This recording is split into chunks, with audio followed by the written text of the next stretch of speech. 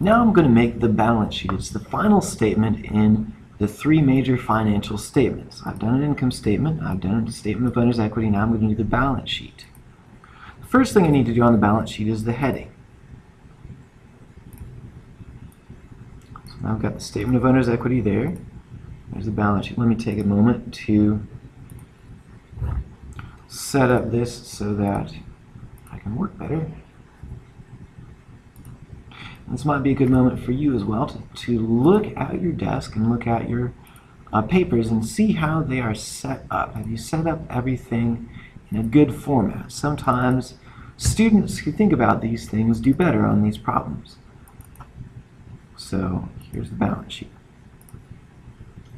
Alright, now I can put this and I can easily flip between these two statements here. So here's the balance sheet and here's the statement of owner's equity. The first thing I'm going to put on the balance sheet is my title.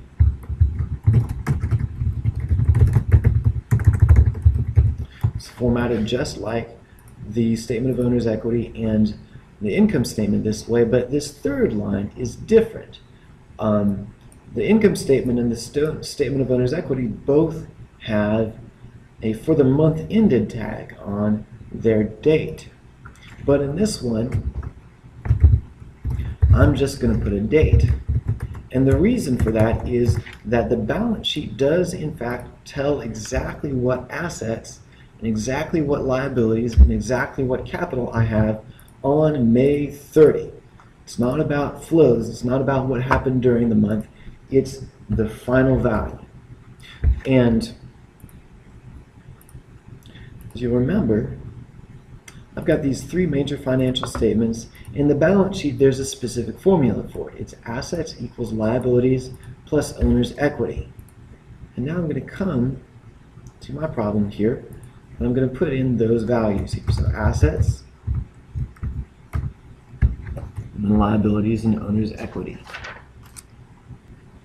So the first thing I'm going to put over here is my assets.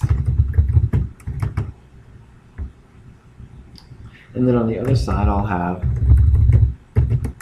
liabilities and owner's equity. And now I need to go to my trial balance. Here's my trial balance. I've put in some things on the income statement, some things on the statement of owner's equity. Now I need to use the rest of these accounts. First of these is cash. Grab this one here. Here's cash. I've got accounts.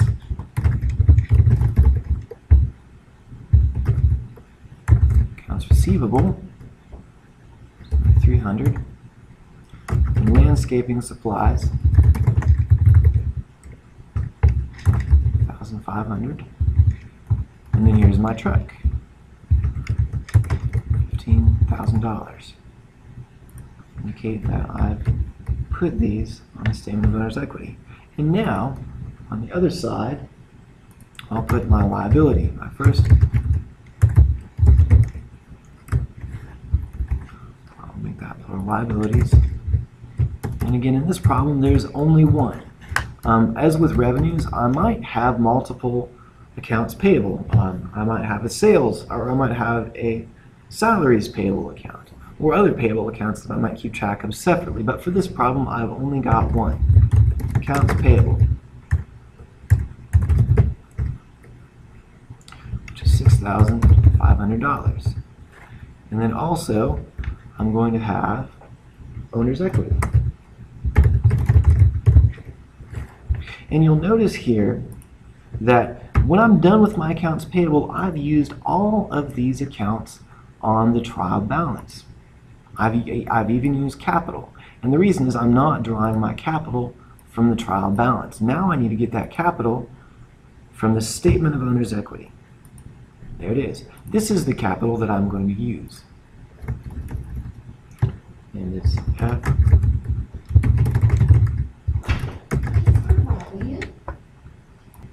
So here I've got my owner's equity. I'm going to adjust this a little bit so that it fits. Owner's equity, May 30. I'm going to put the date on there as well. Don't necessarily have to do that. But yeah, So I've got F Jennings capital. This is the ending capital. This is the May 30 capital here from the statement of owner's equity. It's 155,400. And now I get to see whether things balance or not. So I'm going to put a thick line here. Here's my thick line. I'll put a thick line here. And I'll add up these two columns. First, I'm going to add up my assets.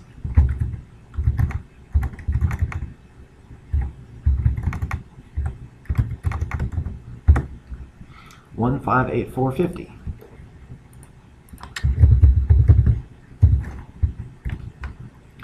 I'll make a double line underneath that value. And let's see on the other side, I've got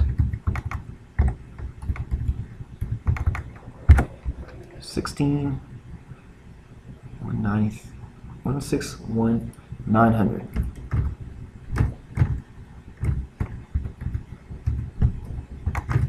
Which indicates that something is out of balance. And so the question is, well, what did I miss? My trial balance is correct. There's my trial balance. This all balanced. So if I put all these numbers in correctly, then I should have gotten the right number. So first I'm going to make sure I copied things correctly, and I think I see my error. It's this $1,000 here. There, I've got that $1,000, and then there's a $350, $1,500. So now let me try it. So now let me see if I got this value right. Let me see if it's right now.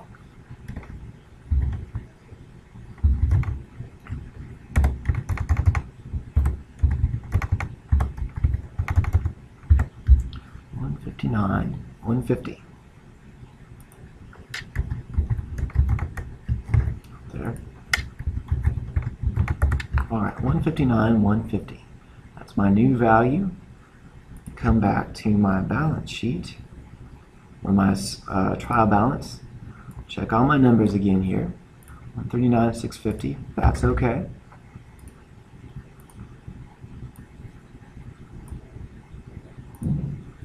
$1,000. Got that correct. $2,500. Got that correct. $1,500. Got that correct. Accounts payable is $650. And then this F Jennings capital is drawn from the statement of owner's equity. 155,400. There we are. Oh, you know what? I just figured out what happened. I'd shown you some possibilities, and I need to use the correct statement of owner's equity. So let me pull that up. 152,650. 152,650. There. Now let me see if that balances.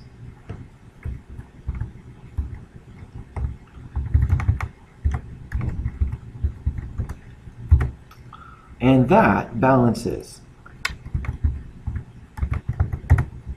So there now I've balanced my balance sheet, and I've shown you a little bit about the process of debugging it and making sure that everything is correct, and finding any errors in the balance sheet. So good luck to you. I've balanced my 3 financial statements. They all come together, and I'll see you in the next section.